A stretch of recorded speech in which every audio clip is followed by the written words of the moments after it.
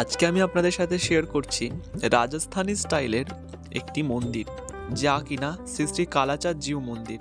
আসলে এই কালাচাঁদ জিউ হলেন শালিগ্রাম শিলা, পরপর পরপর সিঁড়িযুক্ত শ্বেত মার্বেলের বেদি এবং শ্বেত মার্বেলের গরুর দেব রয়েছেন, এবং তার উপরেই রূপোর সিংহাসনে অধিষ্ঠান করছেন কালাচাঁদ জিউ, এবং সিংহাসনের চার ধারে রয়েছে চারটি শ্বেত হস্তি, নিচে একটি পিলসুচ জ্বলছে, পিলসুচ প্রদীপ, আর রয়েছে দুটি গরুর আসন।